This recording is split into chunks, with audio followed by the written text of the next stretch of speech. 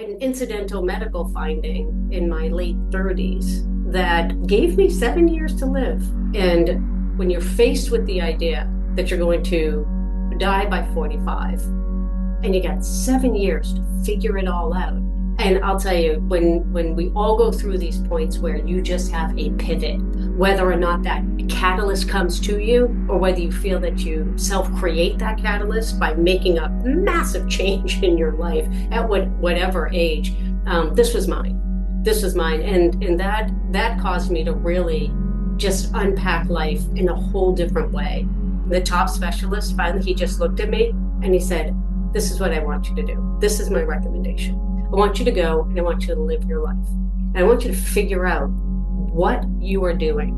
And then once you figure that out, I want you to go forth and tell everyone you know, because there is something you're doing that's working." Hi, everyone. Welcome back to another episode of Going Beyond the Veil. In today's episode, I am joined by Susan Bradshaw, a teacher, a healer, and the founder of the Academy of Self-Discovery. Susan's work focuses on helping people reconnect with their true self beneath conditioning, trauma, and limiting beliefs. Susan's journey took a profound turn after receiving a medical diagnosis that once gave her just 7 years to live. That moment became a catalyst for deep transformation, leading her to explore healing, consciousness, and the energetic nature of reality, not just through study, but through lived experience. In this conversation, we talk about Susan's remembrance of her past lives, all of her past lives, including ones in different planets and dimensions, her awareness of starseeds and oversouls, and how these experiences shaped her understanding of why we are here and what it means to live in alignment.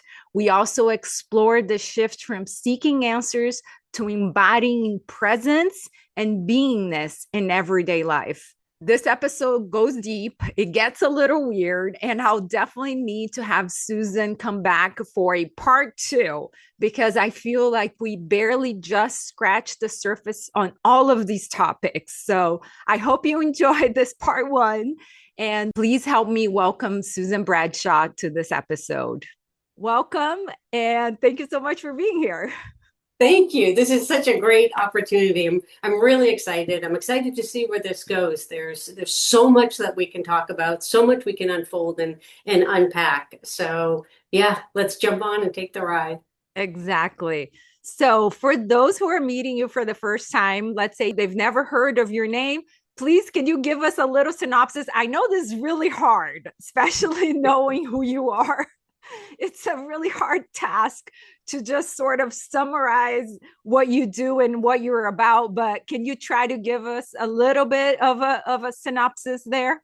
Yeah, and I think for anybody, this is a hard lift, right? To say, how do you summarize someone's life? But you know, we all have a trajectory, and we all have someone that we are, someone that we believe that we're becoming. And then we get to that point of just accepting and just being it. And it is such a beautiful, delicious moment when that happens. So I would say that in summary, like everyone else, I was thrust forward as a seeker when I was very, very young. And I just started unpacking everything. I started looking at comparative religion, and I went deep. For 10 years, I studied every religion that exists on this planet. And I went deep. I even joined some of them in order to really get in there and try to understand. And really what I was looking for was that common thread to just make sense of all of it. I was highly confused and I was just trying to make sense. So I said, let me just find the common thread. So I started going down that path. That led me into quantum mechanics, quantum physics, that things weren't billiard balls, that they were wave functions. So I started going down this path of learning quantum. That led me down the path of then how does our brain process all of this information? So now I started going into the neurosciences, not just psychology, but the physiology of it, the biology of it, the idea that cells have consciousness. And so I went really, really deep. So I started to study all three of them together and melding the ideas. And I called myself a quantum neurotheologist because that hinged on and explained to anyone my 3 points of real deep dive. From there, as I started to grow into my 30s, and not to divulge age, but this was way before the internet was there. So I had this library of books with underlines and tabs and post-it notes all sticking out. And I had an incidental medical finding in my late 30s that gave me 7 years to live. I mean, how someone can proclaim that, I don't know, but that's what happened. And I'll tell you, when we all go through these points where you just have a pivot, whether or not that catalyst comes to you, or whether you feel that you self-create that catalyst by making a massive change in your life at whatever age, this was mine. This was mine, and that caused me to really just unpack life in a whole different way. And when you're faced with the idea that you're going to die by 45, and you got 7 years to figure it all out, that changed everything, Eleni. For me, that changed everything. I got out my bucket list and I said, you know what? I'm going to do everything that I want. But through that entire process, there was this undercurrent of, I'm going to die. I'm going to die. So I picked up the book, the Buddhist book from the Rinpoche lineage of The Art of Living and Dying is pretty much what it is. And through that book, I fascinatingly learned how to die in my living state, which allowed me how to live. And it went way beyond becoming fearless. You see, when somebody tells you you're going to die anyway, you'd rather die at your own hand sometimes. So it caused me to take enormous amount of risk that ordinarily I would not have. It taught me to be very, very risk tolerant. It taught me how to train my amygdala. I got into a lot of body hacking to train the amygdala. I did some crazy Navy SEAL stuff that trains that auto response to fear first and then go. Differences between response and reaction and the ability to respond. And then I translated that into responsibility to myself. And from there, I said, wow, I am all done learning from books. I cannot learn anymore. Like all the seeking, all the words, everything felt flat at that point. Because at this point, within a couple of years, I did my entire bucket list. There was just nothing left. Nothing left. I said, man, I cannot do this on my own, because the one thing that I was missing was connection, was that connection to other people, to understanding the humanity that I was living with. And I was so busy trying to figure out how to like mentally get out and still be here, I lost the point of being here. So from there, as the story goes, I go to Sedona. I'm still trying to figure out the spirituality stuff. I mean, it was like anything. And I said, listen, whatever it takes, I need a human being that's going to just shake my tree and just get anything that doesn't belong just to fall off so that I have room for some new growth, because everything that I'm learning is all from the outside in. I said, I have to learn from the inside out. I have not a clue of how to do that. So the short version is, met this guy and boom, I tell you, when you know, you know. And there was just something about him that he saw right through me, saw through all my excuse systems, saw right through all the victim consciousness, and really helped me to understand how to use the ego as a tool rather than attaching to the ego as a way to form my identity. And when I began to parse those two pieces apart, then the real self emerged.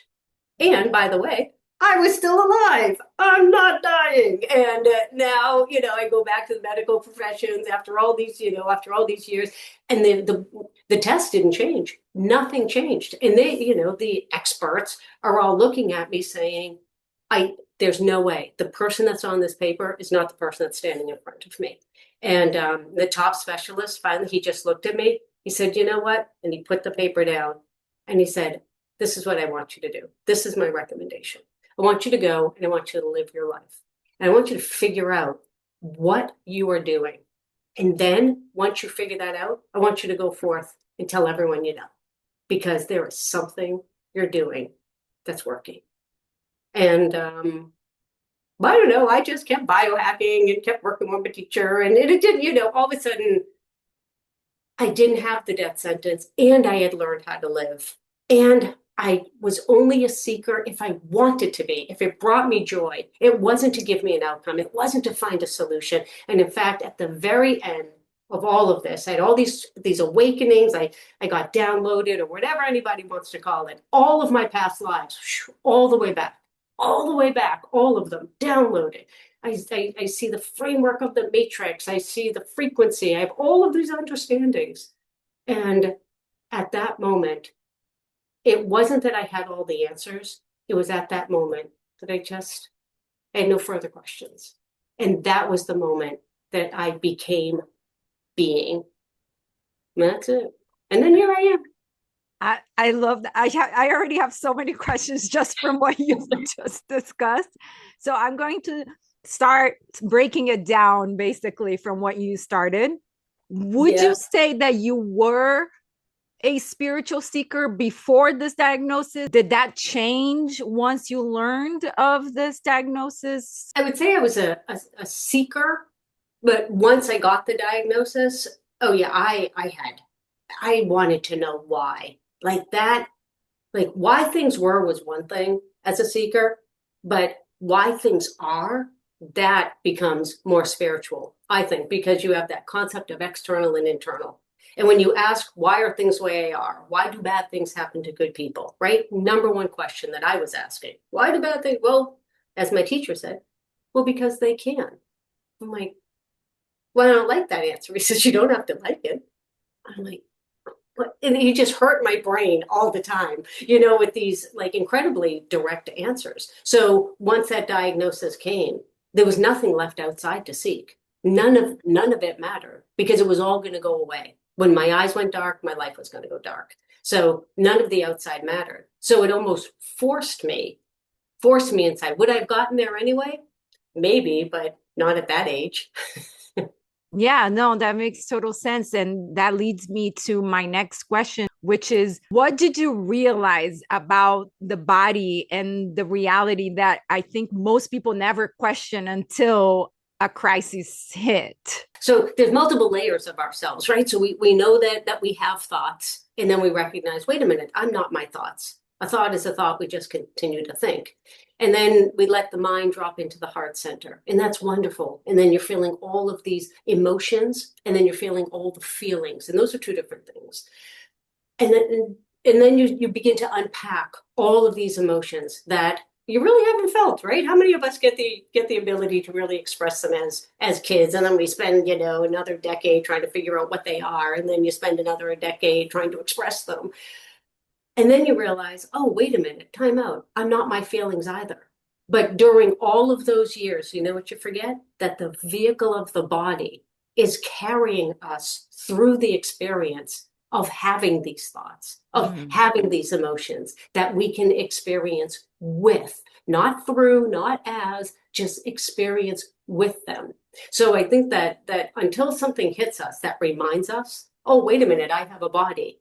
And then guess what? You live with that for a little while and you realize the consciousness of it, and that every single cell is there having its own personal experience. You're like, wow, that is really something. And the mitochondria is the brain of each of the cells, and that everything is a microcosm of the macrocosm, and as above, so below. All of that just starts to make sense on this whole new beautiful level. And then you realize also, I'm not my body either. Well, if I'm not my thoughts, and I'm not my emotions, and I'm not my body, then what am I? Because the who am I, that let go when we let go of the identification with the ego. We know, who am I? I am exactly who I am at any moment in the way I defined who I am as I am. That's it. So whether we think, feel, or physical, that is the who. But there's that deeper question that says, time out, what am I? And that just opens the whole door of whether you call it spirituality or energy work. The what am I becomes the new identity that one becomes, a seeker of. And a lot of times I think we call that spirituality. We're looking for, I think the terms today are it's like, I want to live my authentic self. I want to live my true self. And I think that that's more of the what I am versus the definition of the who I am, which is also defined by the people around us. But the what I am, that's personal. Yeah. And you also had mentioned something that I find very interesting because, for example, when we are given a drastic diagnosis, there's part of us that wants to fight that and wants to fight for the healing, wants to fight. And we're told, over and over again, you need to fight for your life. And at some point, there's this thing you stopped fighting. Yeah. There's this sense that you spoke about. I dropped all the theories, I dropped everything, and realized that it was also about being here and living this experience, this human experience. Can you talk a little bit about that?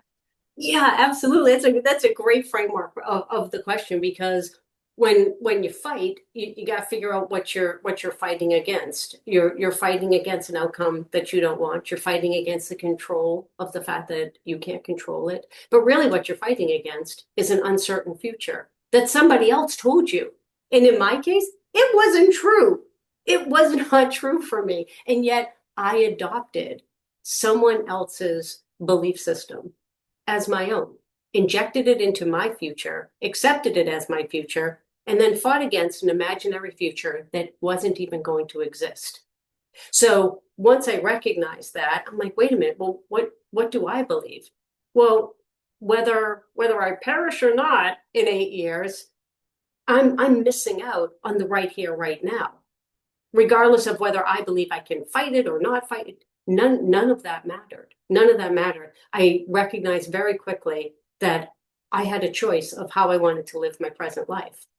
And that came finally after the first couple of weeks of the shock and awe of how did I get here?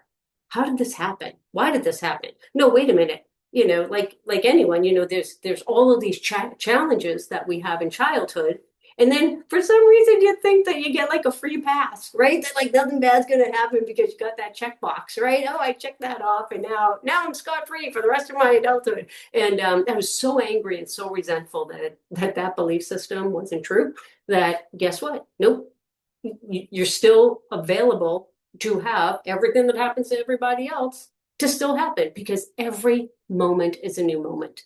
So once those questions started to drop off and the powerful what, what do I want to do now? That is the presence that everyone talks about, that present moment, living in the moment. Well, how did I get here? Well, because I lived. I lived that amount of years, and that's how I got here. And where am I going? Well, day by day, moment by moment, I'm going to get wherever I am going. Would you say that presence healed you? Yeah, absolutely. Absolutely. Because there's no fear in presence. There's nothing to fear because, stress and fear is really uncertainty repackaged. And once that is eliminated, then all of the fear of the uncertainty is also eliminated because the uncertainty doesn't exist. So it's not even like you have to push away at it. You don't even have to push control. You don't have to push against uncertainty because in the presence, there's nothing to push against. There's no real duality that's happening. It's that tertiary triangle of our universe. Once you get out of that bottom linear line of oscillating back and forth between right, wrong, good, and bad, and there's this concept of ascension, this concept of elevating, but really all it is choosing a different point. And that point is that point of more singularity rather than duality. And therefore, in the singularity point, there's nothing to push against. There's no seeking because there's nothing to seek. There's no answers because there are no questions. The only aspect that you have is living as a verb, right? So what am I going to do, right? Human beings, we are doers. So verb, what am I going to do now with the now? Who and what I am, that now gets blended. And then Go live your life. Go live your life. And that's what I am. And that's what I am doing in both states.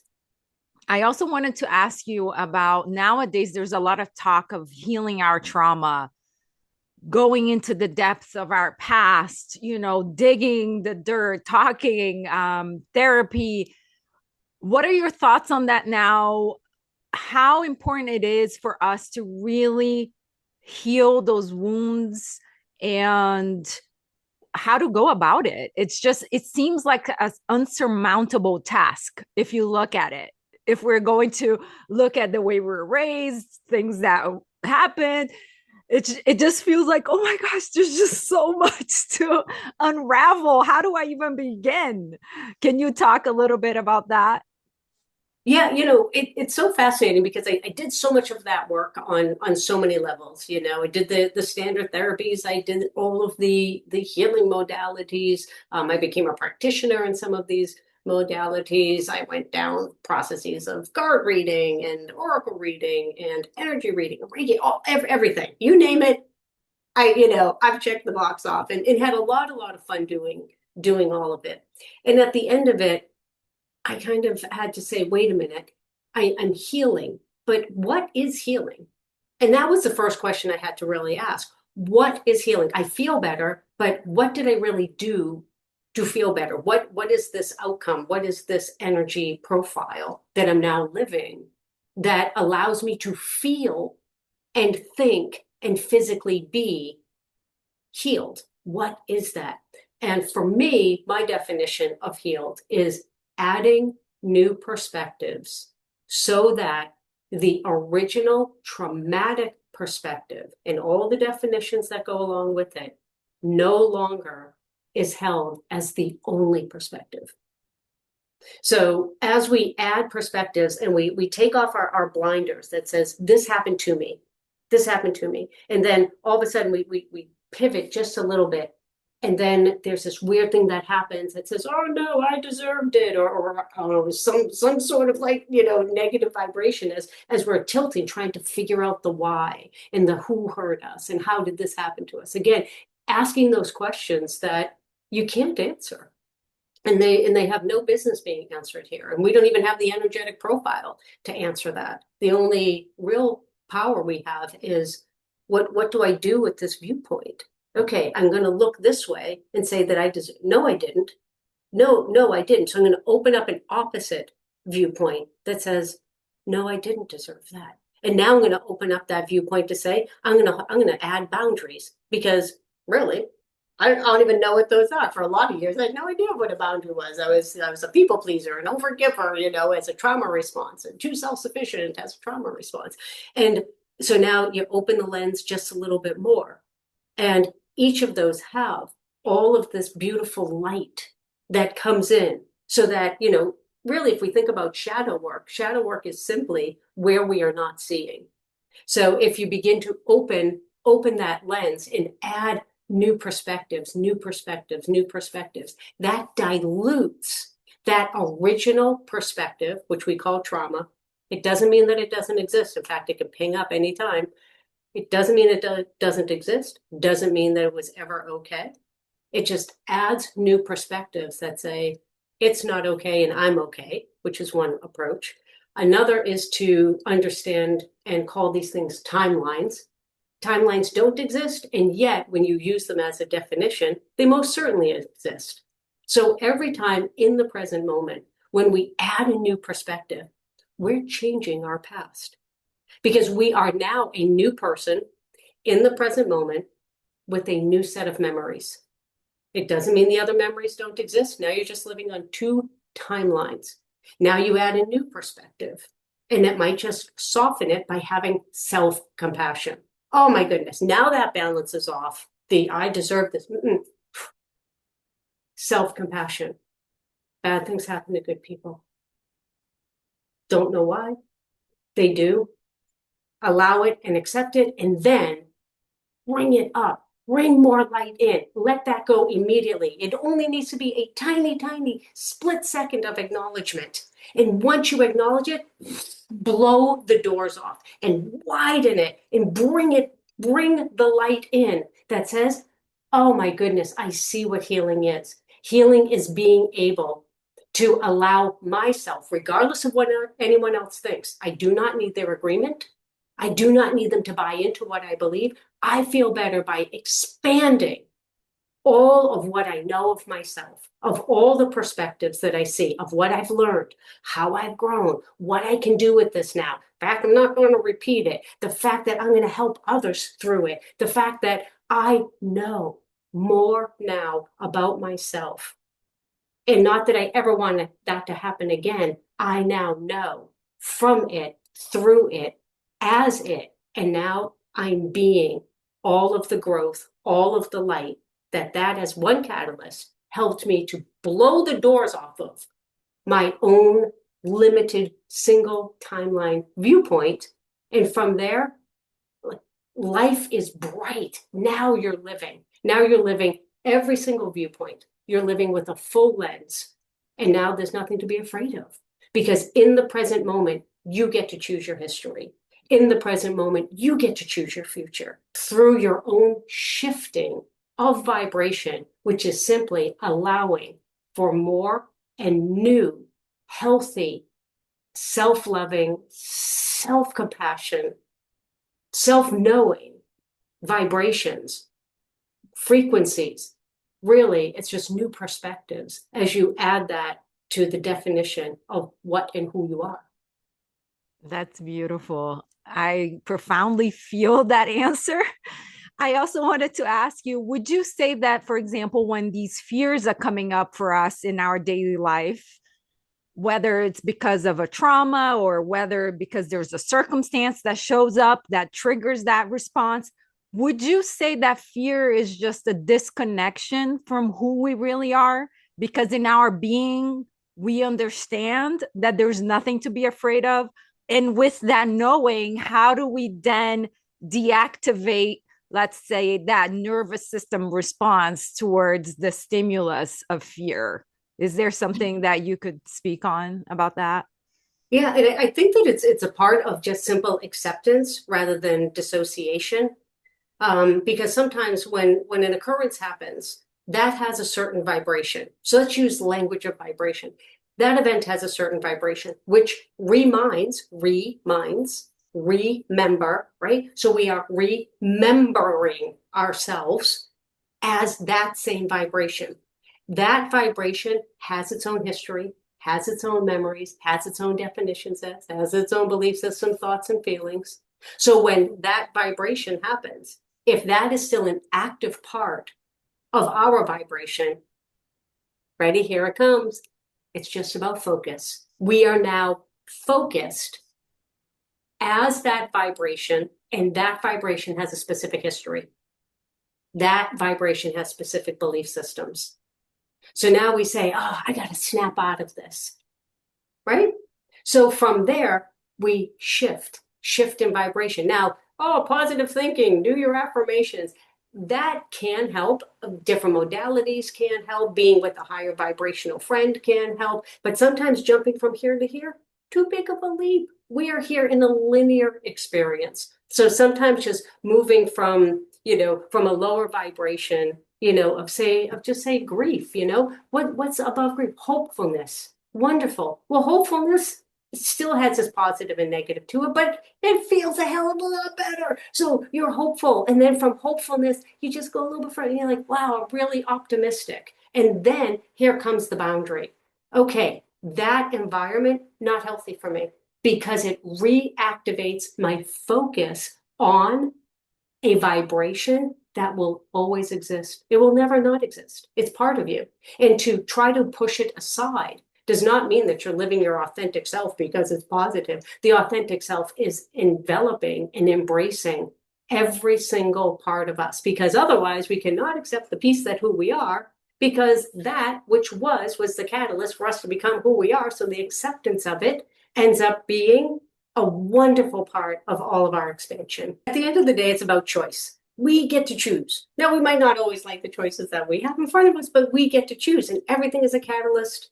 Everything is a catalyst to to everything. And even when I look at my own past lives, and I remember all of them, whether or not we are living one life and going through all our ups and downs, or we're looking at 2,000 years of lives, it's still, in my mind, for me, it's all one life that has the same patterning of ups and downs. And each choice that we have, we get to choose from what vibration we live as. And I want you to go into how you remembered your past lives. And the other thing is there a pattern to what we are working through within lifetime after lifetime? So please go into that however you want to. You can explain how the memory came back to you, which I'm fascinated to hear. Choose where you want to start there.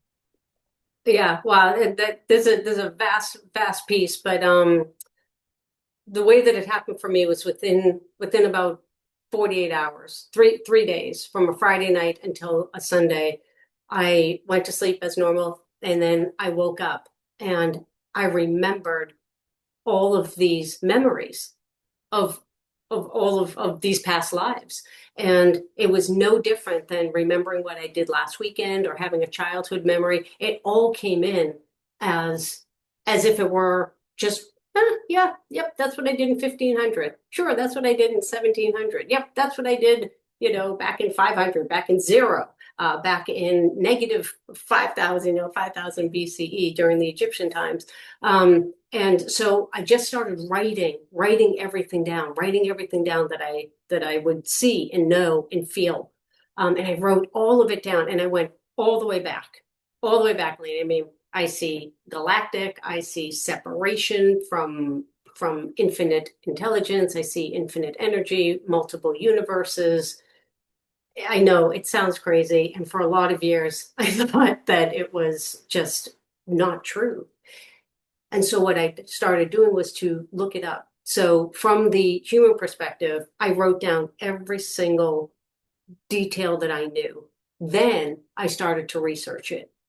And from there, I started to realize, wow, these names do exist. And these events really did happen. And then I started, paying for all these services from all of these, psychics and mediums and astral teachers and all of that, just seeking some sort of validation without feeding them enough information.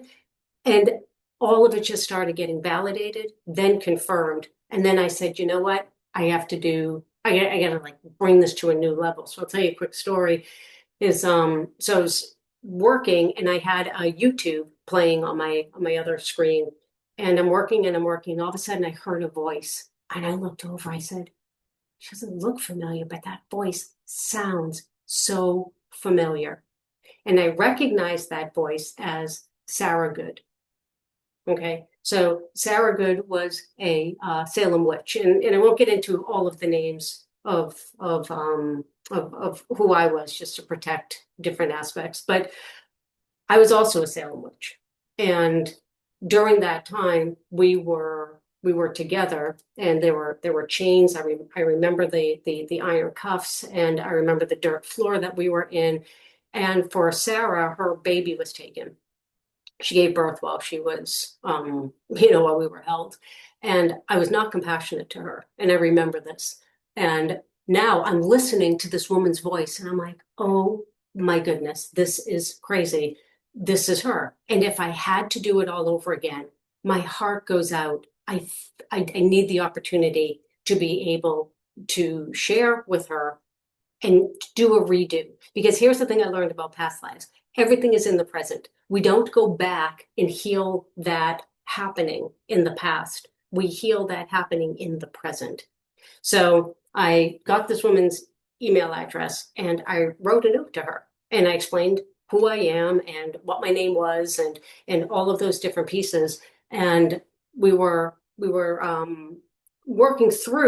was working through with all of my other past life selves. I was working through all of this, saying, should I do this? Should I not do this? And I said, you know what? I'm going to do this. And I hit send. And I sent this email to this person saying, I am a fellow Salem witch, and I would like to talk to you because I was cruel to you, and I would like the opportunity to heal this trauma in the present. Would you please call me? And I left my number. And within a couple of days, I felt in my heart when she opened this email. And the next day, my phone rang. I'm like, oh, and I'm like, okay, I don't know what's going to happen. I don't know what's going to happen. So I answer the phone and I said, hello. And she's like, hi, Susan, this is so and so. And I said, oh my goodness, thank you so much for the courage of calling me. And I would like to just, take this opportunity. So we talked for a while and she says, now, what do you remember? Because now I recognize and she recognized that she remembered being sour good.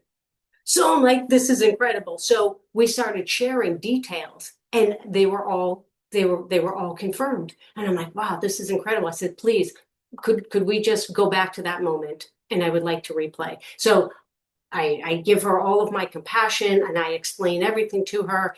And she said, okay. She says, wow, this is wonderful. I forgive you. And we went through this great healing moment. And again, it changed the perspective. It gave a brand new perspective in the present moment of an event that happened 300 years ago. And it was so beautiful. Now she says to me, so you say that you remember all your past lives. Do you remember any of your others? And I said, well, I remember my next one. I said, I was the last victim of Jack the Ripper. And she said to me, I am Jack the Ripper. And it was like, it was just an incredible moment. And again, we shared details that if you were there would be the only way that you would know it. And we shared details and it absolutely all lined up. And it was just this unbelievable confirmation for me that said, I don't need to seek anymore. I don't need any more confirmation. This is it. This is it. And then I began to assume all of these different kind of like identities in a way by being able to, again, just like we said before, that authentic self is accepting of all of it, good, bad, or indifferent, all of those lives. And I realized that I am this beautiful culmination of all of these aspects that I just happen to remember. That's incredible.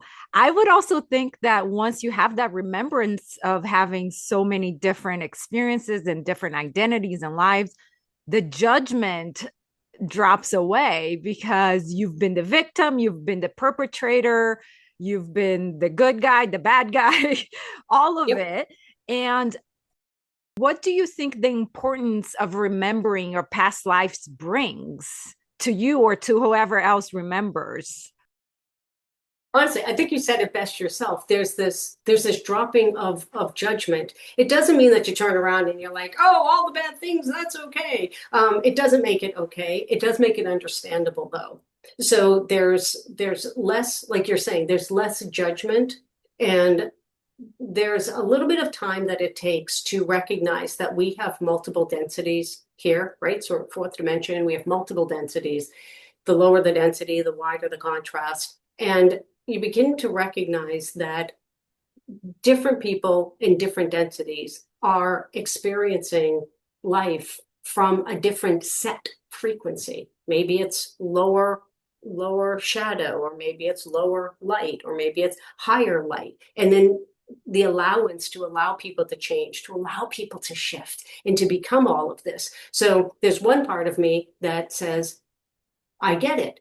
And then there's another part of me that says, no, not okay, not okay, but being able to reconcile that kind of cognitive dissonance of having these two competing belief systems is all part of also living a duality within the duality. So how do you accept something as being acceptable and yet looking at the event and saying, no, that's not okay. So it was quite a struggle for a lot of years. And I still work through that of being able to hold all of these perspectives of non-judgment and the judgment that says, not okay, we should probably do something about this. So it can be a little bit confusing. And that's one of the reasons also that I started the Academy of Self-Discovery, was to help others as they get to that point of confusion. Because when you begin truly living your authentic self, you have a lot of perspective baked into a day. And you're driving down the road and you've got either road rage, or oh, that person's probably having a bad day too, but you want to be mad but you're not mad. And it can also be very confusing of, oh my God, here I am saying, who am I? Because now I'm not just one aspect of identity. I'm now many, many aspects. I'm multidimensional, I'm multi-aspect, all living through all these different perspectives. And it can be very confusing. So as much as everyone wants to know, there's a beauty in the non-judgment. And then there's that part that says, all right, well, what do I do with all this? Okay, I have 1,000 questions, but I want to bring it back to the basics. So why are we here? Why are we here living this human experience right here and right now? Is there a major lesson we need to learn? Is it an evolution thing where we have multiple lives and through each life we're exploring a different lesson? Can you speak a little bit about that? No, everyone wants that answer to the why. And I think at the end of the day, everyone's why changes from moment to moment. So if you are living in a perspective that says this is a school and we're learning lots and lots of lessons, then at that moment, that's your why. If another moment goes by and you're like, wow, like this food tastes great and this life is wonderful and the sun is so bright and I love just living my life and being able to feel and touch and have all of these visceral physical experiences, then at that moment, that's your purpose and that's your why. So to allow the why to change moment to moment, and the why and the purpose is whatever you're doing at that moment. Like Zen would say, if you're chopping carrots, chop carrots. And when you're done, now wash your bowl. And that is the why. That right there is the why. And everyone's, looking for the singular reason, but all reason is bias. And the why changes from moment to moment to moment. And the power comes from what are you going to do with it? Sometimes things are so simple when you dilute them to the basic ingredients that the mind does not want to accept. Like, oh, you're saying that I'm just here to live each day to the fullest, like sitting here talking with you. This is my purpose right now.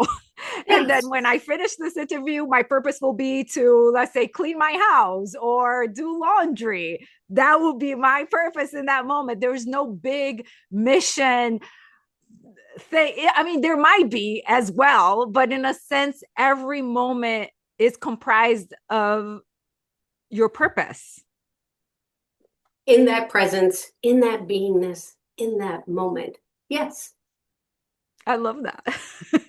It makes it easier in a sense, to just be there. Because I would say that from my own life, I've struggled with finding, let's say, my purpose. What am I supposed to be doing here? Even though maybe at times I understand my purpose, when I'm being a mother, when I'm being a wife, when I'm doing an interview or I'm doing my photography work, there's a feeling of this is what you're here to do. And yet maybe the ego mind wants to get in there and say, but what is your true mission? Gets very grandiose. It does. Yeah. So, that's the thing. If we can get above it, right? And say, all right, brand new day, sun is shining, you can do your grateful list, you can feel appreciation for everything, everyone, and allow the day to unfold. Great. You can say, you know what, I'm going to go forth with a purpose. This is really what I want to accomplish today, and just be filled with that doership, that identity, that doership. Once that is established from that beautiful energetic level that says, world is your oyster. Okay, you are here to choose. So go really, really high up. Let go of all the expectations. And from this free flowing energy, choose. Choose who you want to be today, right? Put on a costume. Put on something that feels good. Put on something that you just look at yourself and you say, I feel so good right now. And then take that sip of tea or that sip of coffee or that sip of water and say, yep, my body is ready. My mind is ready. I'm in a good heart-centered space. Here we go. We're going to go forth and we're going to live from this vibration. Then have your ego join forces with that energy and say, yes, let's go do it. Let's go do it. As you were remembering and recalling your past lives, Now, do you also do that type of work with the people that come to the institute? Is that something that you offer, a remembrance of their past lives as well? Really, when you get down to it, everyone has this beautiful range of frequency, right? We tend to only live in one range because it's comfortable, it's certain. And as we grow and we increase that lens, increase that perspective, you know what I realized in working with my own teacher and doing almost seeking is that sometimes you just need to be in the environment of just a higher and different vibration. And when I mean higher, it's not better. It's just higher. It's just a higher vibration, has less interference patterns, has less details. Why? Because it's got less past and less future. It only looks just a little bit in the past and just a little bit in the future because it's the capstone of the triangle, right? It's the capstone of this beautiful pyramid. So there's less distance to have contrast. So when you're in a class in the academy, we raise the vibration and you sit within that vibration. And guess what? We, as teachers, we're not actually doing anything other than being who and what we are. Then those that are in the community, it's just like a tuning fork. Play this frequency, everyone. Now move up if someone wants to and match that frequency. From that frequency, each person gets to be whatever they want to be within that frequency.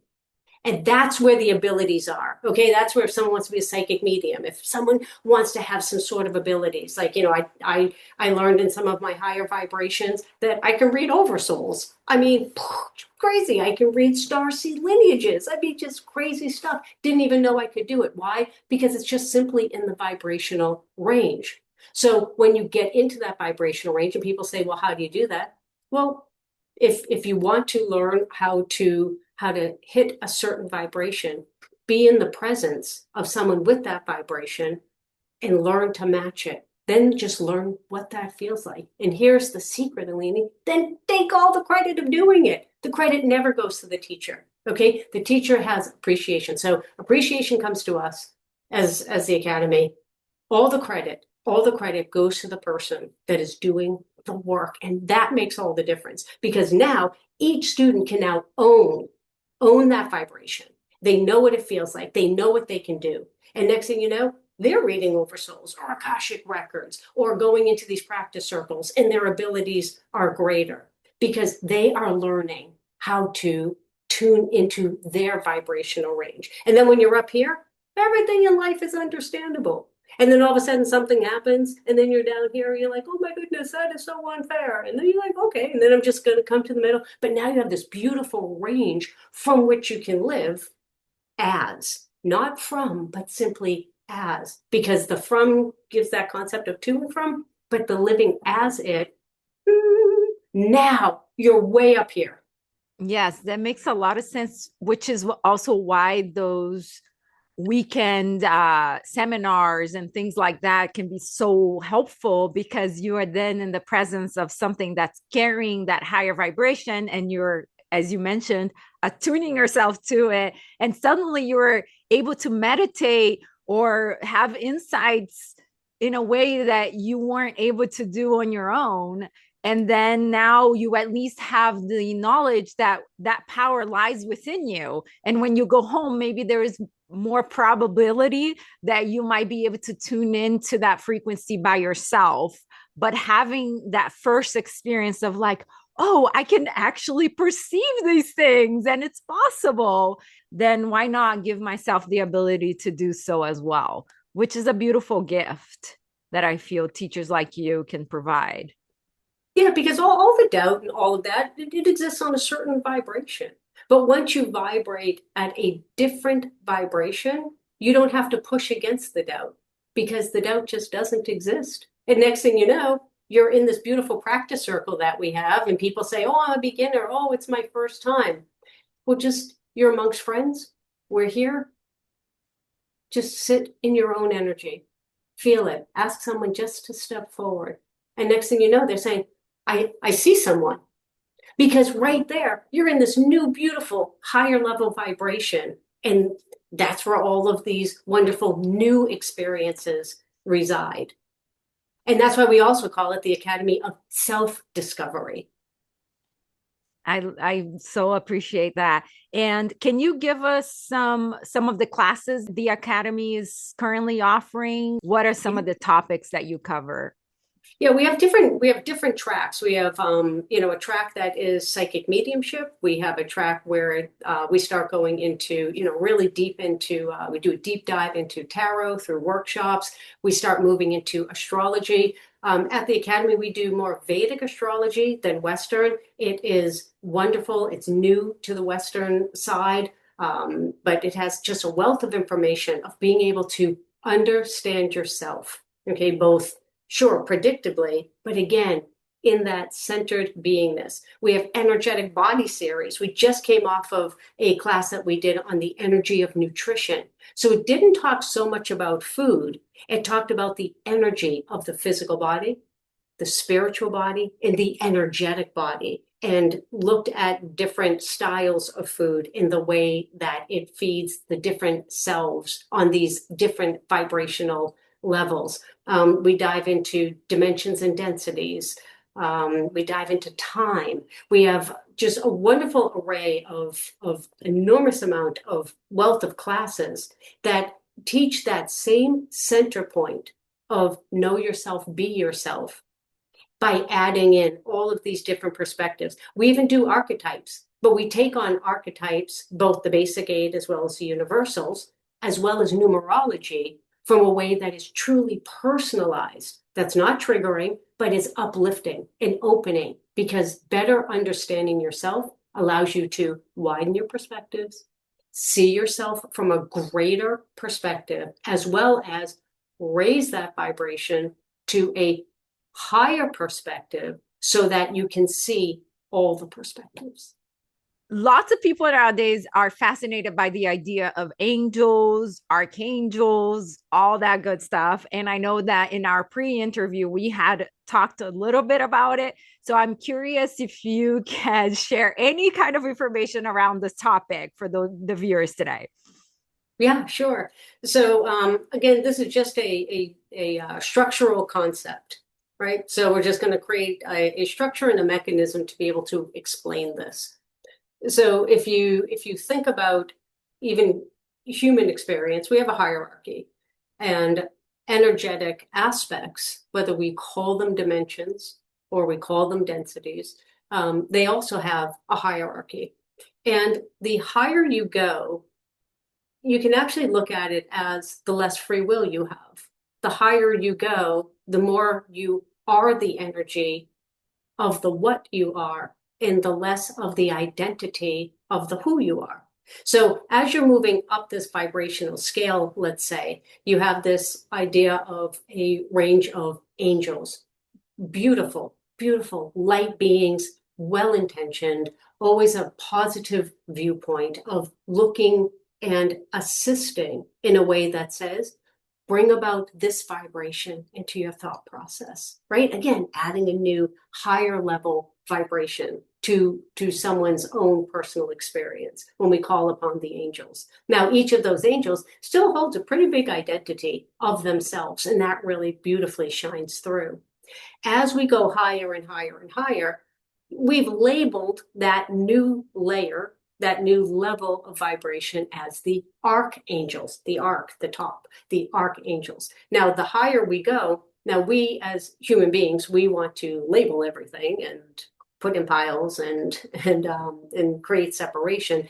And that works even on the archangel level. So you have the big 4, right? You've got the Michael, the Raphael, the Gabriel, and the Uriel, right? Your big 4. And each one of those entities has a specific vibrational complex. Now, we call them a who because it's easier to call on Archangel Michael to get some leadership. Say, I need some strength and I need some leadership. They are going to be there immediately. Why? Because their vibration is so high. There is very little contrast at that level. And as a result, there's very little identity. And as a result, there's very little free will. And that is beautiful in and of itself, so that thy will be done. The moment that you will that assistance, they are there. Now, they don't have that same concept of space-time that we do, so they can be in multiple places at the same time from our perspective. But the moment that you call upon Gabriel as the messenger to say, please give me a message just to help me to widen my perspective, to see the things that I'm not yet seeing, bring the light into me so that I can see better and clearer that experience of which I'm having. Thy will be done, no problem. Boom, it's right there, and they are right there. So all of these different levels, you have, the light and love. You have what's called the timekeepers. You have ascended masters, right? You have Metatron and Metatron's cube, and the way that all of that works with the structure of the universe. You have all of these different players, which are really just different vibrational complexes as they are expressing themselves. And again, the higher you go, the less free will they have. And that is usually pretty shocking as a concept. But if you really apply that concept and understanding that the higher you go, the less width of contrast you have, wow, it makes sense. You had mentioned that you studied a lot about quantum physics, religion, all kinds of things after you were given your diagnosis. What would you say is the one thing that you found in common and that still applies to you today as a truth, as something that resonates within you? What is that one thing? If I were to really dilute it to that one thing that is across the quantum neurotheology, it would be to know yourself. I think that every religion teaches to know yourself through their own lens. I think that quantum says that the entire universe is one beautiful wave, just like the ocean. Yet in the ocean are billions of droplets. Know which droplet you are. In this body, you cannot be the whole ocean. You are just a droplet. Be that droplet. Know who that droplet is. Know what that droplet is, and be in its entirety that droplet. Then from the neuroscience side, experience yourself through the vibration of that droplet. So now you're not resenting separation, you're embracing separation, and you're saying, I am this set of frequencies, and I can do anything I want with them. And you go forth and you do whatever you want with them. But to know yourself, to know what you're truly capable of in this form, in this body, with these thoughts, with these feelings. Now bring it all together and express yourself and go and experience all that life has to offer. And don't try to be it all, just be you. I love that. The simplicity of being you, because you mentioned separation. And I think if I were to see the world right now, there is a lot of feelings of separation, people going through depression, anxiety. Would you say that all that stems from that feeling of separation and feeling homesick? Because potentially there is a part of us that's always aware that we are part of the ocean, but here we are as a drop, right? Yeah, yeah. I'll tell you that starts to get into some starseed stuff. Can we go there? Yes, I had that next on my list. Starseeds. We need to talk about that too. Oh, I'm So psychic. yeah, go there. Yeah. So that idea of homesick that you talk about, right? So anybody that's going to be listening to this has or may even be in that feeling of being homesick, but not even knowing homesick for where. You just have this feeling almost like you don't even belong here. What am I doing here? This planet is crazy. And that is a starseed activation, if you wanted to label it. So there are thousands and thousands and thousands of different star systems out there, but there are just a handful, I'm just going to call it 9, that are truly active on this planet. So just like we have genealogy, right? We have this ancestry of genealogy. We actually have an energetic activation of, you could call it starology or stellarology. So there are these different species, and each species has its own characteristics, whether it's Pleiadian or Sirian, or we talk about the Andromedan galaxy, or we talk about Antares, if we talk about the high level Arcturians, the Orions, the Draconians, the Lyrans, enchantment realm, which is right here on this planet in a different dimension.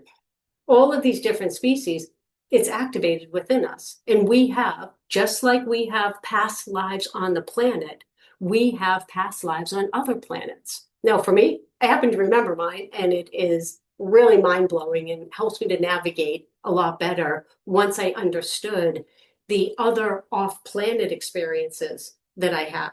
And if you know, when we do a lot of the readings of the starseed readings, we also have starseed readings at the Academy. When I explain these other lifetimes, it's as if someone's getting the missing piece, because the neurosciences and quantum mechanics, nor any sort of religion cannot answer any of these questions. And that's why I went down this starseed, because there was still a part of me that was missing something. And when all those memories came in, I said, oh my goodness, this is the missing piece. And when I started to understand the characteristics of these other planets and my experiences on the other planets, and realized that's just as much activated in me as my human genealogy, as well as my past lives. And as complicated as it sounds, it made my life very simple, because I understood my true history. And now I understood my longing for, I don't want to be here. Like, I wanted to know who my galactic parents were. I went to one of my modalities. I was doing breath work. I did professional breath work for 2.5 years underneath the breath work master 3 times a week. It was really intense. And she said, okay, do you have any questions for me? I said, yeah. I want to know who my galactic parents are. And she looked at me. She says, I don't even know what to do with you sometimes. And I'm like, I don't know what to do either. And she goes, okay, let's breathe on that. And that was it, and I ended up getting a lot of my answers through breath work, because I was able to enter these beautiful meditative states that really, for me, confirmed, even if it was in my own head, confirmed these past lives and all these images that I started seeing in my head. And then I started learning I can identify these in other people. And we do a Starseed class every single month, and we take on 3 people, and we take each one of them one at a time, and they get a personalized 15-minute reading. And then you can come in as audience only, because you can learn so much about yourself, so much about others. And I'll tell you, Lainey, once you start learning about yourself and you get your whole puzzle together, you begin looking at other people, and you're like, oh, that person's Syrian. Oh, that person's Pleiadian, and that's why they are the way that they. And there's this beautiful level of acceptance. So you talk about non-judgment. It really blows the top off of non-judgment. And when you can live from both the earth plane and the stellar plane, you really, I think in a lot of ways, you have to suspend some of the disbelief and say, let me just see what this is all about. And when you begin to see all the puzzle pieces that it fits in, it just talk about know thyself and self-discovery. Yeah, it really nails it. That's incredible. Mind blown. I keep saying that during all my episodes, but I'm learning. I just learn so much every day. I love this. So 2 questions come to mind. What you were saying is that we don't just have human memory of human lives. We can also have memory of lifetimes in other dimensions and other planets, which is in itself mind blowing. And second question is, you also mentioned being able to detect where people may be from. Is that something that just comes to you? Like you're sitting in front of someone like here now, and then you're able to be like, I think she is blah, blah, blah, blah, blah. Sort of like a psychic hit. Is that what happens? Yeah, if I tap into the energy where that information resides, right? It's kind of like different languages almost, but it's just a frequency. And when I tap into that frequency, then all that information is available. It's no different than psychic mediumship. Once you tap into and you move your vibration up enough, and they're all moving their vibration down enough, and they come into alignment and into sync, and then you're just having a conversation with them, even though it may be in your own voice. Same thing happens with Starseed. So I go up enough, up enough, up enough, and then all of that information is right there. And because of that, then I can pick up on that vibration that is in someone. And because I've been doing this for a while now, each of these species has a different vibration, has a different tone. If they were colors, right, which they are, there are different colors. Antares is green, Arcturian is blue. So there are different colors. You have Sirius A and Sirius B. Sirius B is aquatic. You know, if someone is saying, you know, I really think that I was a mermaid. You were a mermaid, not I think you were a mermaid, and that's Sirius B, and that's really exciting, and let's dive into that. And so a lot of times people have the information of who they are and where they're from stellarly already in their vocabulary. They just don't know it. What do you think that information can be helpful with? So there's so many beautiful answers to this. Okay. Well, we're getting into some really fun topics here. So again, self-discovery. Okay, self-discovery. So let's say, for instance, okay, you ready? You ready? Here we go. So there is high priestess in you, right? We may have talked on this before or not sure. So let's say, for instance, that someone is slightly skittish or saying, oh, I don't know. Or the moment something happens, going, wait a minute, where is it? Where is it? Looking. Okay, right? Does it sound familiar? Right? And there is that reaction. Okay, that right there is a characteristic of Lyran. Okay, so the Lyrans are from the constellation Lyra, and they are a beautiful cat-like species. Okay, so when you think about cats, what do they have? They have that ability to go, wait a minute, and they freeze and they look immediately and they check all of their surroundings. That characteristic right there, that's not changeable. So a lot of times when we go to it to understand ourselves, we need to understand that which I can change and that which I can't.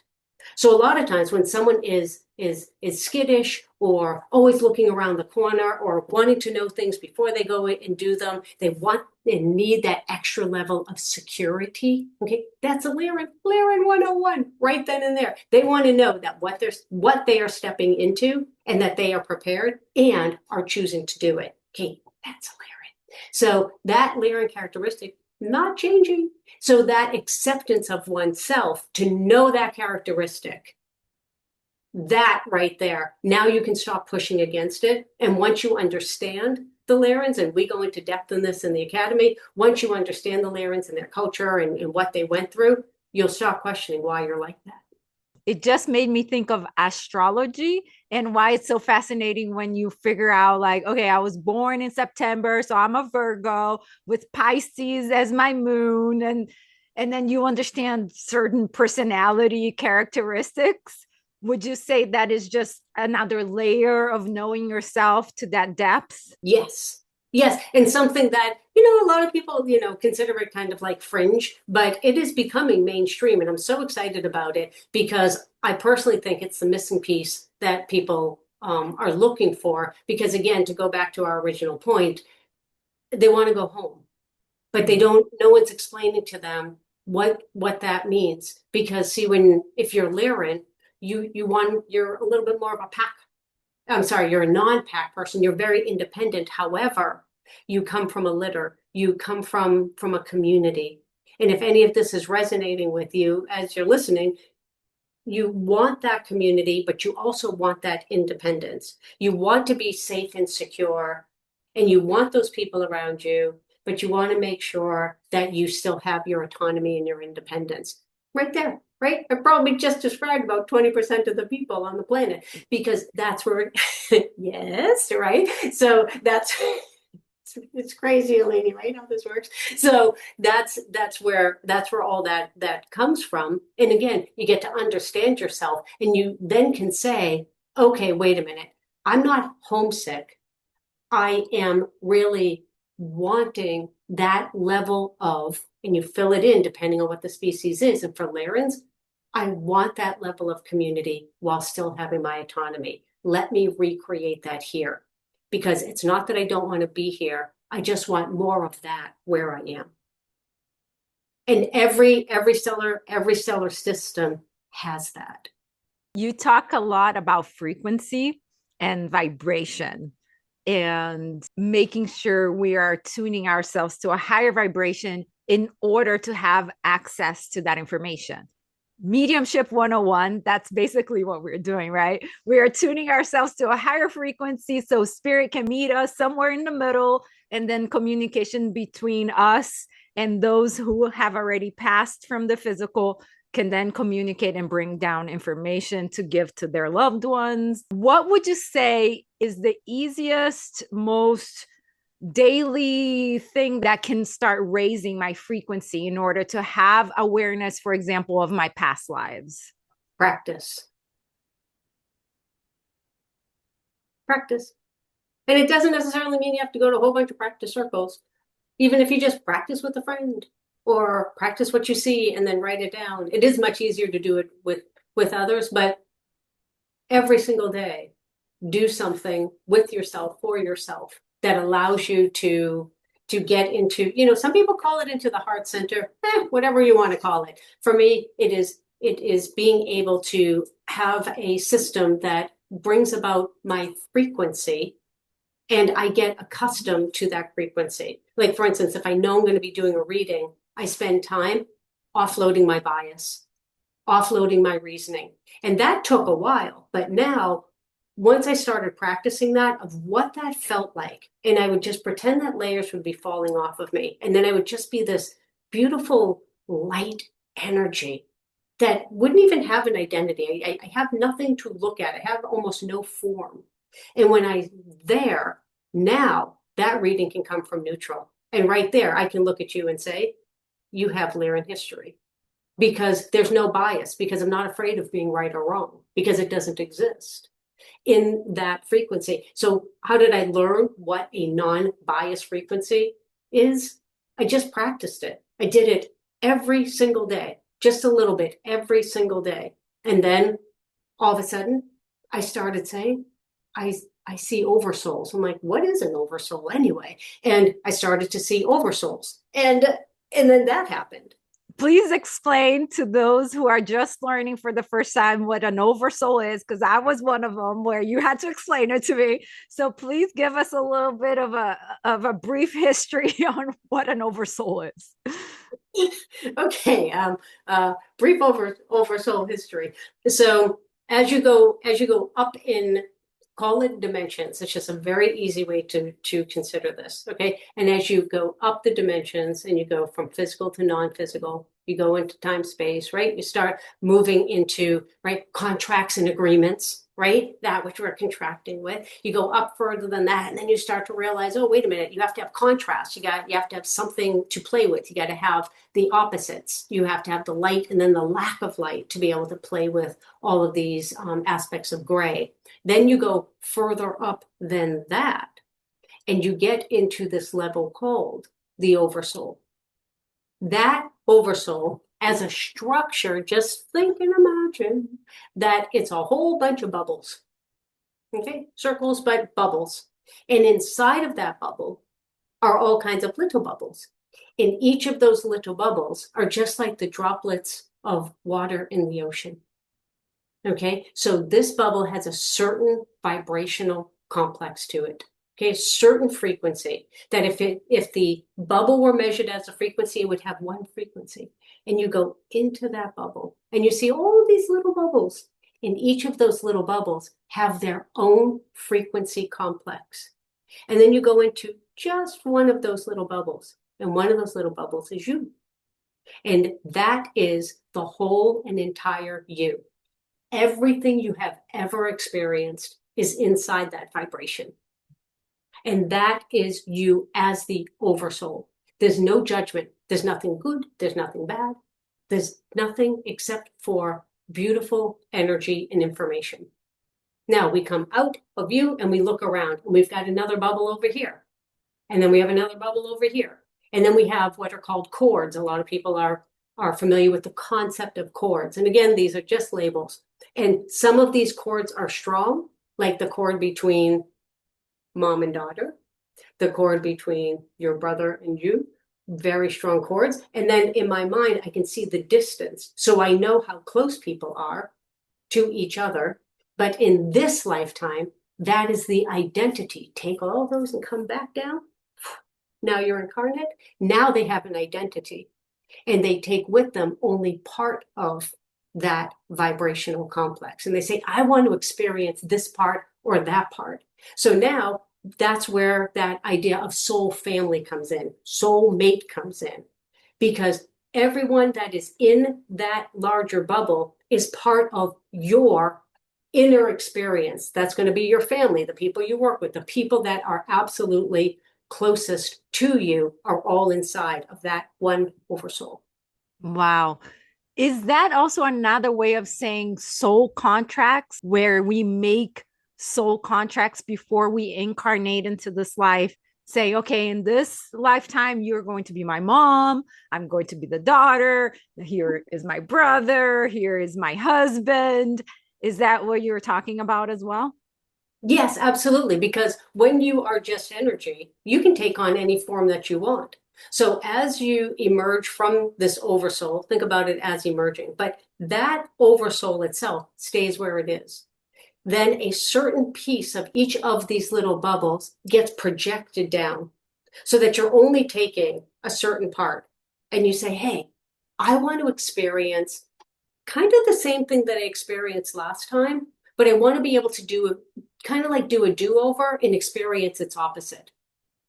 Hey, bubble over here, you want to be the opposite? Remember last time we were mother and daughter? Hey, you want to come down as sisters this time? So now those aspects get to come down and then form into whatever form and bond that those vibrational complexes would like to investigate through experiential interaction. Out of all the planets that are possible for our souls to incarnate and all the different dimensions, as you mentioned, that potentially are of lighter frequency, why would our souls choose to incarnate in a very dense, filled with contrast planet like planet Earth? If we think about it as a triangle, okay, it's the easiest way for the brain to grasp onto a concept. And remember that everything that we're talking about, they're just concepts. It's not exactly the way it works, but it makes for a really nice narrative. So so just keep in mind that everything is what's called quantum entangled. So whether or not you're looking at the concept of oversoul, whether or not you're sitting at the contract cafe and trying to see, what type of storyboard you're going to be building. And then when you incarnate, whether it's on planet Earth or you decide to incarnate, say, on Arcturus, it's all quantumly entangled. So wherever we are, it's really our focal point. So if we are incarnate as a human being, and then we create that focal point, we are also that higher self that was and is in the present moment, making that contract, both as we envision it in the past and making all the modifications in the present, because people have free will and they can change their decisions at any time. And then that is also entangled with the oversoul that is changing and evolving and expanding with every single experience. And there it is. So every single experience is all entangled. If you think about it linearly, it kind of feeds back and forth, but it's actually all happening simultaneously. So when you incarnate, say, on Arcturus, beautiful, beautiful stellar species. Okay, they have a hue of blue. Their skin is slightly translucent. They're tall. They're beautiful, and they are so unified. They have telepathy and telepathy from the heart, and they're unified. They are the highest vibration within our range. But let's say that you incarnate as an Arcturian, okay, and you're blending with them, and everyone's like, oh, this is great, this is great. And all of a sudden, you get a little bit of rebel archetype, because archetypes are universal. And you go, you know what? I don't know. I kind of want to go somewhere where no one can think the same exact thought that I am, or even know what I'm thinking, or even know what I'm feeling. What would that be like to truly have true autonomy, where no one knows what I'm thinking or feeling? And then you go and you scan the universe. It's like, boo, boo, boo. Oh, wow, that planet Earth, that looks great. There's a lot of variety down there. no one knows what I'm thinking or feeling. Wow, great. So you dial up the oversoul. You're like, listen, this is what I want to do. You go to the oversoul, you come back down to the agreement cafe, you're making contracts, you're making agreements, right? Timekeepers are in there trying to figure out where and when. And then the timekeepers are also part of the astrology and figuring out what sign you're going to be. And then who knows, Carl Jung is probably up there too, going, what type of archetypes do you want? And you've got you have all these beautiful aspects to yourself that you come in so that that segment of your vibration can now experience true autonomy. And then we come here as an earthling, as a human being, and you go, good, no one can know what I'm thinking or feeling. And I'm like, hey, wait a minute, I don't know what anybody else is thinking or feeling anyway. And then people go, like, why am I here? But really, when we look at, if you were to remember your past life as an Arcturian and know that you are here for the autonomy, now you know yourself and you can embrace that autonomy rather than being frustrated by it. That makes weirdly some sense to me. I don't know how, Susan, but somehow that makes sense to me. It does resonate. It's funny because it brings me to the question for those listeners who are maybe viewing this and going through a really difficult time, filled with contrast, filled with even maybe resistance and duality and this feeling of like, this shouldn't be happening to me. Why is this happening to me? Which can be very real at times. We do feel those feelings of fear, of victimization. What would be your advice to those people? The first piece is probably the part that's hardest to digest. And for me, when I was learning through my years thinking I was dying, was to learn that it's not as personal as it seems. And I think that's the first step, to just peel off kind of that victim consciousness a little bit, but to just peel off that only this vibration exists, that only this perspective exists, and to open up to the idea that you don't need anybody to tell you what to do. You have all the answers inside you, and to simply look for others that embrace an environment for you to investigate yourself. So rather than trying to figure out what to do and then get the reflection back, because, when we're stuck, we're kind of always looking in the mirror, waiting for the mirror to smile first, So really what we need to do is to go inside. And like I had said at the beginning, learning to die to learn to live, it is the death of that single identity. It's the letting go, the releasing. People call it surrendering. And then on the light side of it, it is the allowance, it is the acceptance, it is the appreciation. And once you begin using A words, and I say it all the time, you don't have to go beyond A. The minute that you go beyond A, that vibration is too far away from the source of yourself. Appreciation, allowance, acceptance, that's all you need. And from there, you go inside. And I'll give a little plug to ourselves. At the Academy, we don't try to teach you anything. We simply entertain with words while we hold a higher vibration so that you can get the feeling of that yourself. What I hear you saying is that once you release the identity, the ego identity, that this is happening to me, it's when the feeling starts to lose its momentum a little bit, and you can have the perspective of maybe there's something else going on here that I'm supposed to pay attention to or understand. And then it becomes less personal, and it becomes more about knowing yourself. And there it is. I love that. That's great. Yeah. I know we're almost out of time. There's a couple of things that come to mind. Can you speak on the difference between destiny and free will?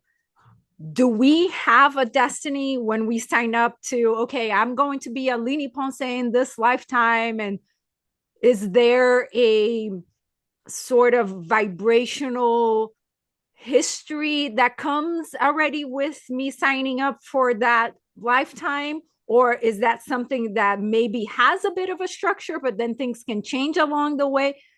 Give me a little bit of what you have gathered from that. Yeah, so both exist.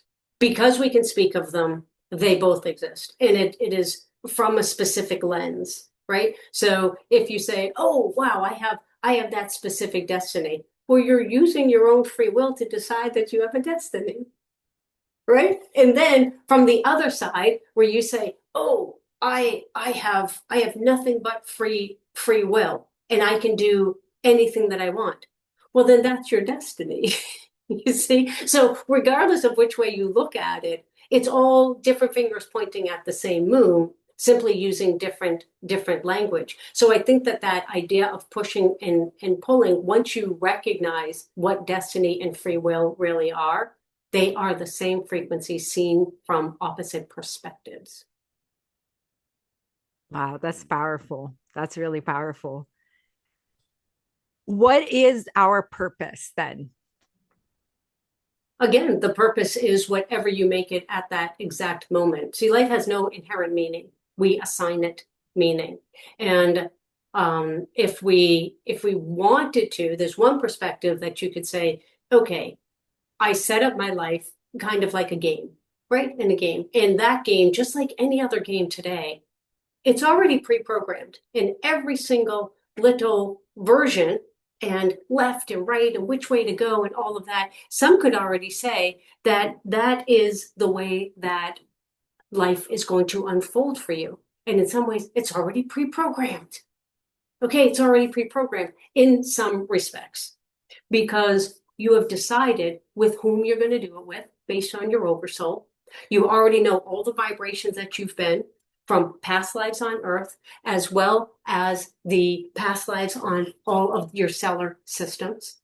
And when we look all the way up, even beyond the oversoul, there is a resourcing of energy that we get to use over and over and over and over again in every single moment in any way that we want. But what ends up happening is in a linear reality, it's called momentum, right? So when we have one idea and we connect that to our next idea, and then we connect that to our next idea, and we connect that to our next idea, that then creates momentum, which makes it more difficult to change. They say, I think it's 17 seconds. The moment that the same thought is connected through 17 seconds, we now have momentum of that idea, which really it just says that there's enough energy in there that it feels like we have to break the chain in order to have a new thought. But the fact of the matter is, every single thought is in the moment, having its own moment. And that idea of momentum is simply that same perspective, that same energy, that same experience from a different perspective. And you get to choose through your free will any of those perspectives of the perceived destiny in which you are living. So just to capstone it off, that purpose that you have is every single moment living, being it, being the it, being the you as you have defined yourself as, and knowing yourself better and better and better, you get to expand the experience that you are. I also want to tie everything back to where we started talking about the diagnosis. If there's someone that's listening right now that's currently undergoing a health crisis, what would you like them to know about that and how to face that challenge from the perspective that you have gained now? First, I want to say that everyone can have and does have their own experience of every experience.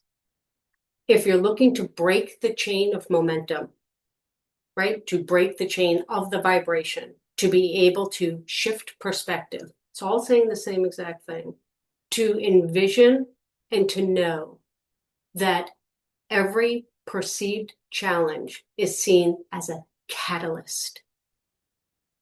That allows us to shift the vibration, that rather than life happening to us and rather than life happening from us and asking, how did I get here? You say, how is this serving me? What am I learning? And if indeed I have the power of predestined choice, and this is a hard one, why did I choose this? I chose this because it is serving me. I chose this because I am learning something.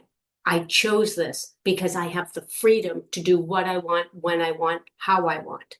And if this catalyst is serving me simply by understanding in the way that it serves me, understanding and knowing what I am learning, although it may not solve the health crisis, and for me, take the test now. My paperwork still says that I should not be as healthy as I am. You can take those tests, and yet I am living my life the way that I want to live it because I figured out what that was a catalyst for. And for me and for everybody, it's going to be very, very personal. And once you identify it, what am I learning? How is it serving me? And to get to the point of power to say, this is not happening to me. I am a powerful creator. And in some way, this is indeed serving me. And from a higher perspective, I chose the path because this was actually, and believe it or not, as crazy as it is, the path of least resistance. When I look back on my own, yeah, I had to get through it to be thankful for it. And everybody always wants to like fast forward, the 6 months or the 6 years or whatever. It's like, yeah, no, just fast forward to the part where I'm really thankful for this, but we know that exists. We know that time exists here. And a lot of times we need to get through it in order to see it. But I think that's something that I've really learned how to do is rather than waiting and going through the suffering of the waiting, and rather than using 20/20 vision, I attempt as something is happening to learn it as it's happening, because there's and I just want to tap on this. There's two definitions here. There's pain and there's suffering. Okay, and for me, my pain was real and it's still real. That pain is real. Okay, pain is a catalyst. Pain is what we live. Okay, it is a catalyst for us to learn. It is a catalyst for it to serve us in some way for our own personal growth. Suffering, on the other hand, is at our own hand. Pain comes to us. Suffering is at our own hand. Suffering is when we prolong the pain longer than what it serves. I'm so glad you made that distinction because sometimes we confuse the two. And maybe the suffering goes a little longer than it needs to. If there is anything you can leave the listeners with today, what would it be? What would you like it to be? What's the overall that you would like them to take from this conversation today?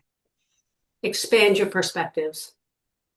Expand your perspectives in whatever way, little tiny ways, every single day. Practice at expanding the perspective. And as you bring about new ways of thinking, new ways of feeling, new ways of living your physicality, new ways of expressing yourself, new vocabulary, new ways of thinking of things, new ways of understanding things, new ways of letting go of judgment, learning all of these new, beautiful perspectives. That is the expansion of knowing yourself. And from there, the world is your oyster. You can go forth and choose any perspective that you want. So when life happens, you get to take that moment and instead of reacting, you now can respond in those split-second moments to say, what experience do I want here? And you get to see all of the perspectives. And from there, you bring forth that which you are and create in that moment. Do you still fear death? No.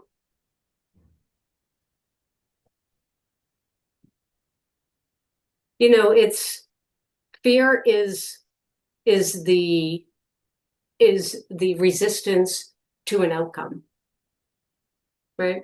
So death on a human level, it's almost more about the fear of what people go through that are here. I think that death very much is about the living. So from there, you don't want anyone to have the pain or the suffering through someone's transition. But me, myself, no, I spent a lot of years looking straight at that. And that changes a person. And that changed me at my core. And from there, everything that I've done, because I did my whole bucket list, right? I did all kinds of stuff. I hiked Norway, I did, I've hiked glaciers, and I did ice climbing for a while, and I did all these high risk sports because, well, it didn't matter. But now that I've done all of those things, everything, Alini, everything is just frosting on the cake for me. Everything is like, wow, this is great. I get to have this experience because I didn't think that I would. So that craziness that says, oh, it's the present because, life is a gift, that actually became really real to me. I felt like, Kung Fu Panda in a moment, I'm like, oh, I get it, like life is a gift, and you're just looking at yourself, and that's what happens. Sometimes I just look down at my palms and I'm like, yeah, this is it. This is it. Let's go create something great. It almost feels like your soul knew that the way to get this to you would be through affecting your physicality. Yeah, that was and I'll tell you, to this day, it's still the only way. I can blow through any experience, but then all of a sudden, like I can't move my neck, or I can't move my arm, or my wrist hurts. It's the only thing that I pay attention to. So for me, that's my catalyst. Once that happens, I say, okay, there's something I'm not paying attention to. I'm probably pulling myself too thin, or I'm feeling like, some responsibility that I took on is too much for me, and I don't have any boundaries. And so for me, physicality is it. For others, it's emotion. And for others, it's thoughts. So take these lessons here. And even though for me it was the body, take it and apply it to yourself. And it's going to be one of the three. It's going to be mental, it's going to be emotional, or it's going to be physical.